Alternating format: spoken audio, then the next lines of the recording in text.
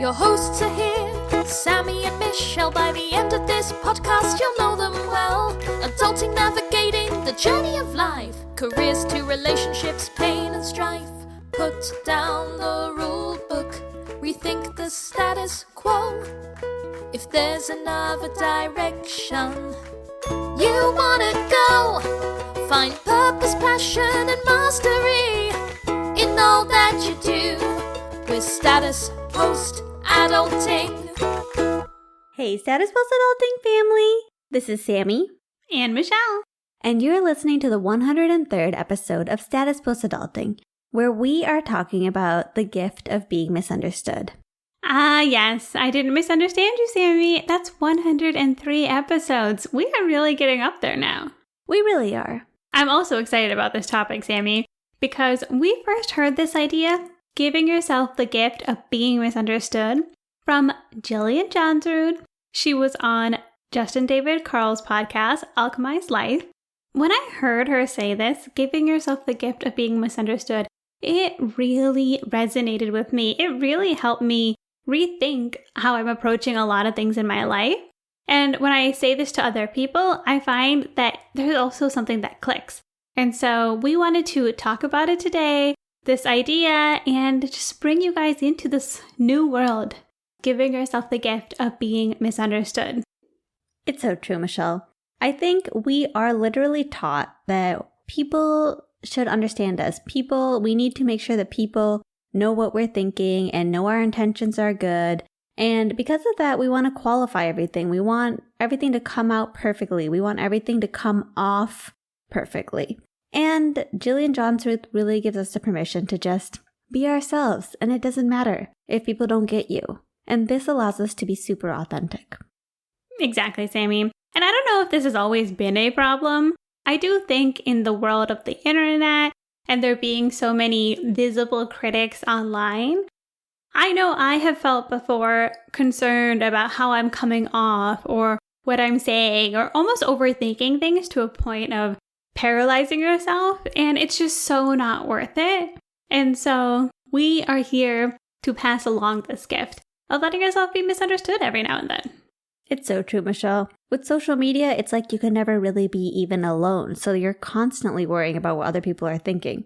And this just gives you the freedom to let it go. I mean, Sammie, I don't know if you remember, we had our own incident with our one and only troll. Our one and only known troll. All the other trolls are good. They're keeping it behind our back. But this woman on our Instagram, we had shared a clip where we were talking about how we thought the Jesus statue in our church was a little bit inappropriate. And we were making jokes about it. But she came after us in our comments. She wrote multiple comments.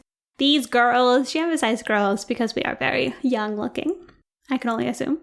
She said little girls too. In case we didn't get it the first time. And she said, you should read the Bible. You know, it was weird. It's not the troll I would have expected. Yeah, she was pretty off base about everything she was talking about. She had no idea what was going on with our podcast. But, you know, I think we appreciate that she heard a clip. She doesn't listen to the podcast. She doesn't know us. She's going to go on in her life. And so that is a good example, I think, of just letting someone be out there and be like, you know what, this person thinks this of us. We're going to let it go. Not to mention our friends went after her in the comments, which, you know, you gotta like your Detroit friends. You gotta let your people handle it. Yes. Which is not the message of this podcast. No. It's not give yourself the gift of being misunderstood and find a crew that will take care of it for you. I really like this message, Sammie. I think it comes up frequently with people who are wanting to put stuff online.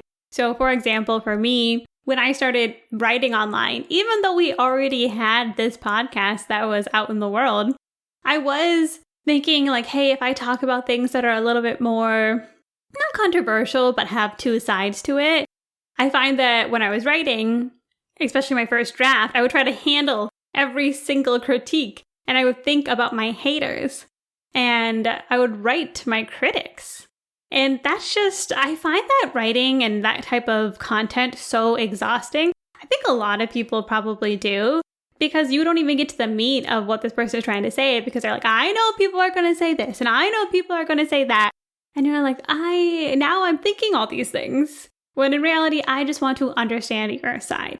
And so for me, when I was approaching my writing, I think that every time I put something out into the world, I'm like, you know what? This is true and authentic to me. These are my feelings.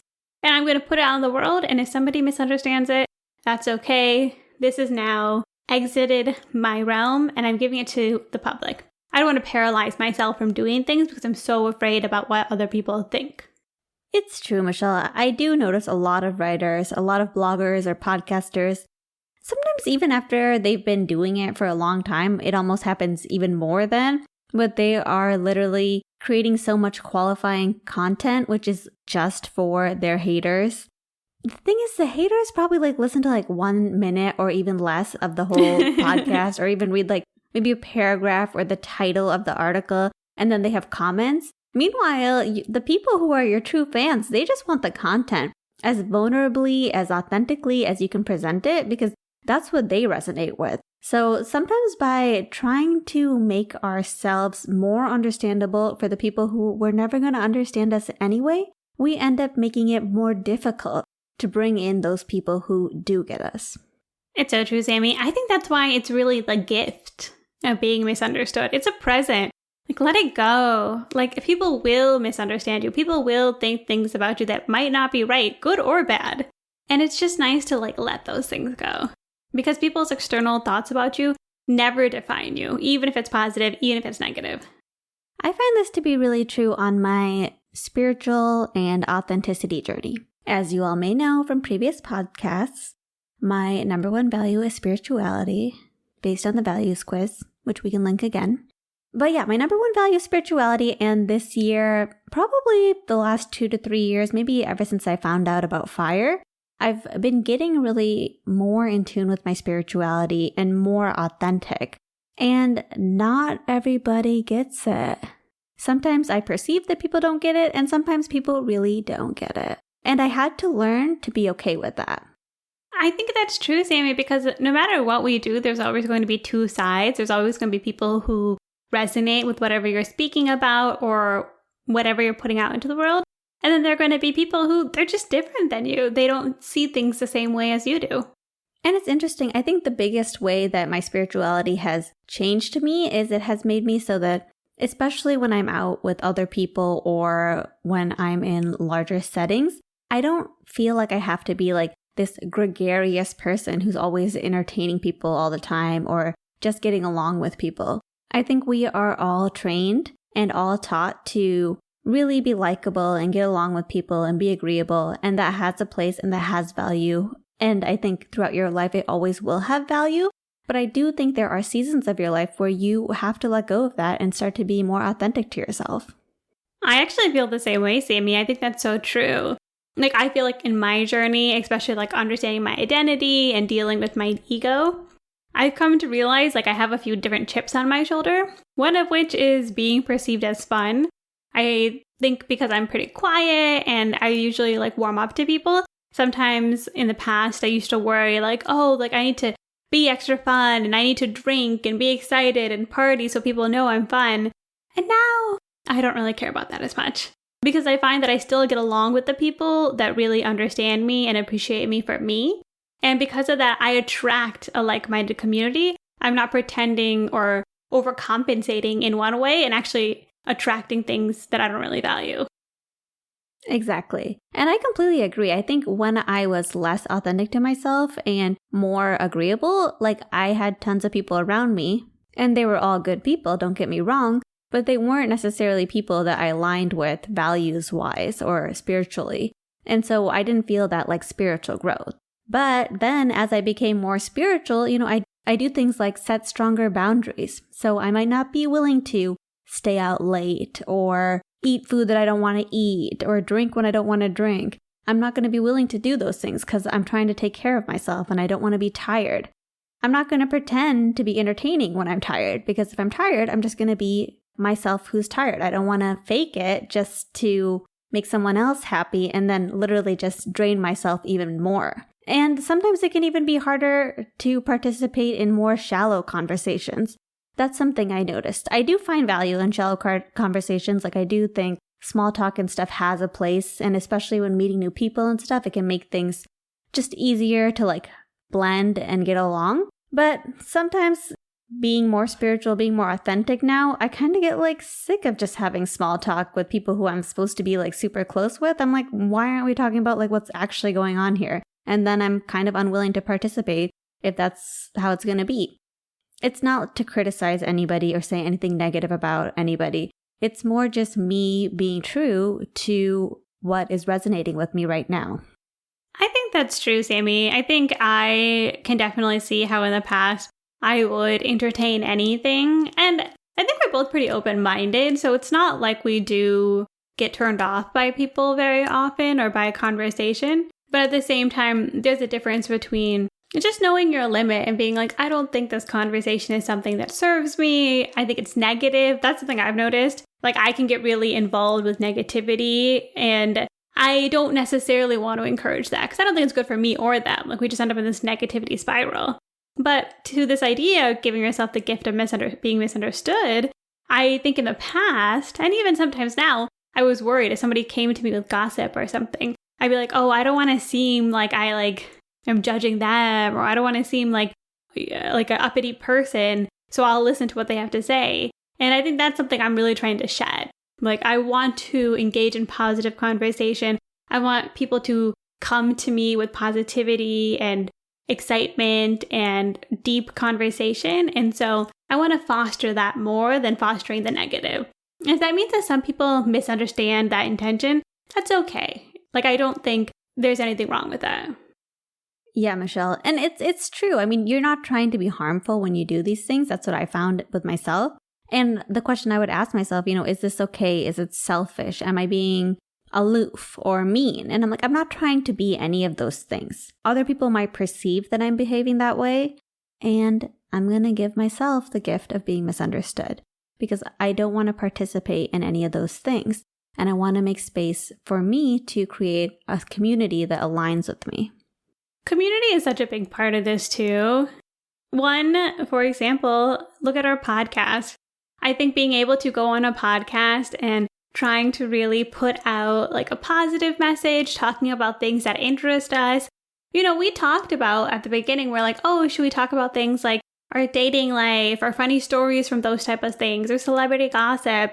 And what we realized is like, while that might seem like fun and punchy at the beginning, we didn't want to attract that type of like negative community. Like the people who listen to our podcast, people like you, are here to grow with us. And we really, really appreciate that.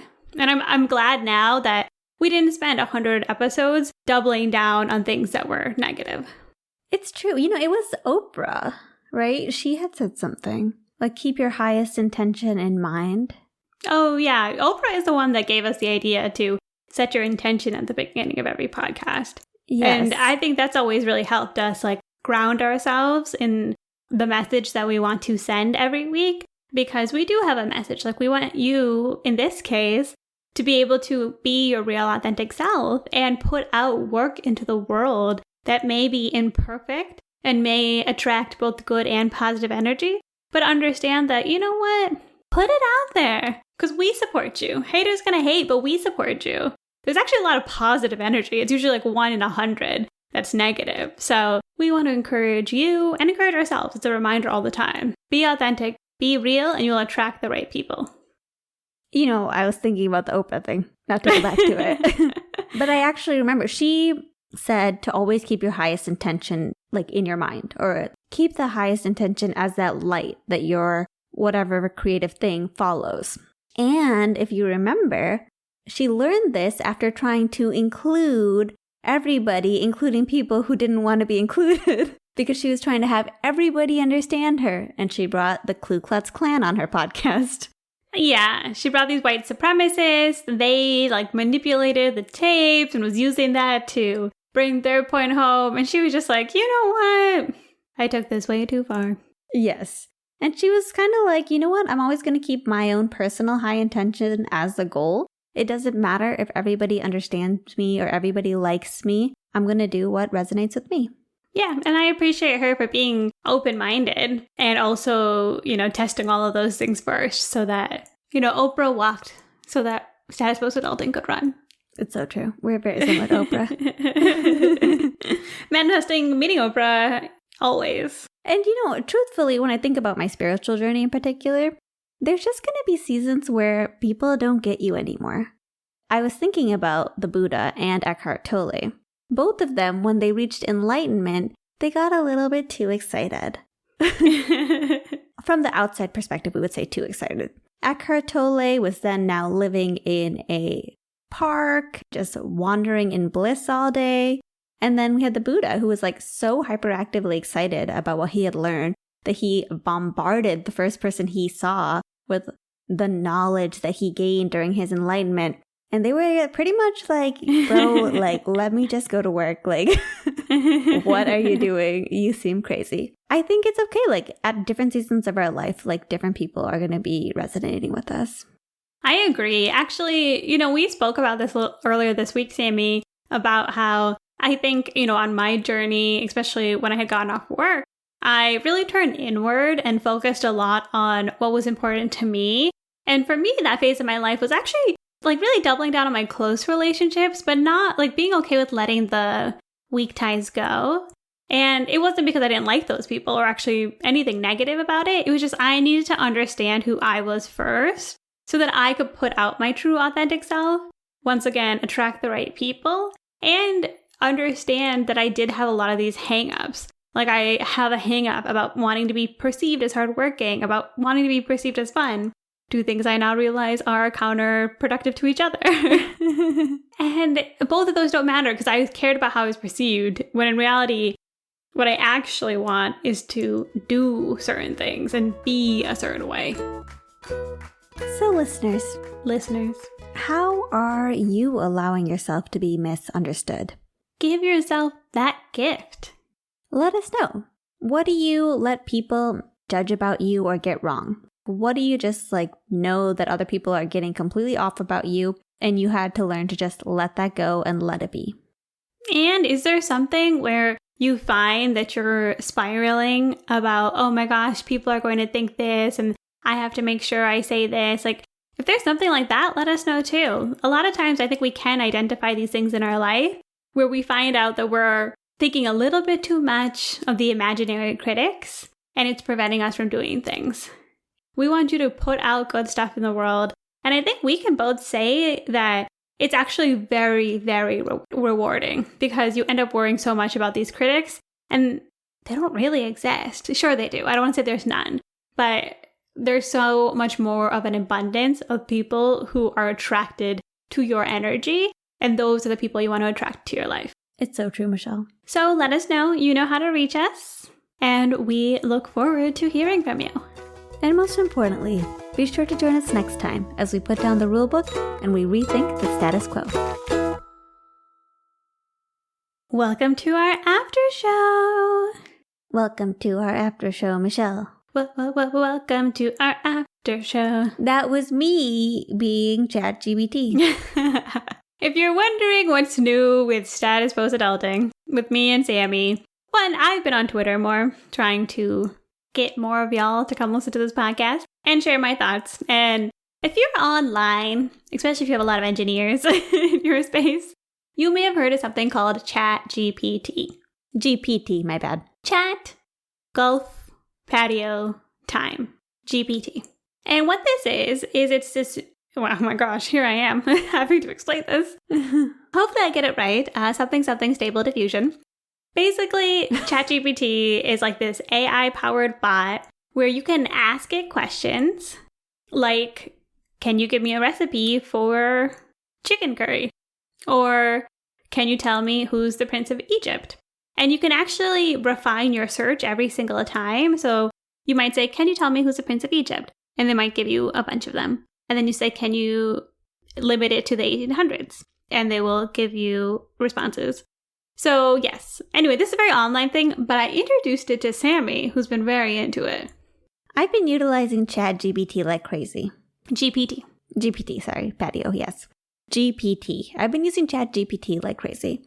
This is classic. Michelle, she's up in the tech world.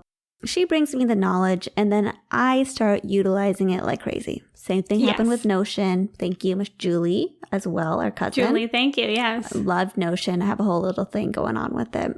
But ChatGPT GPT is my new thing because you can literally ask this thing anything. Like I was writing an email and I wanted to recommend one of my friends for a job at my workplace.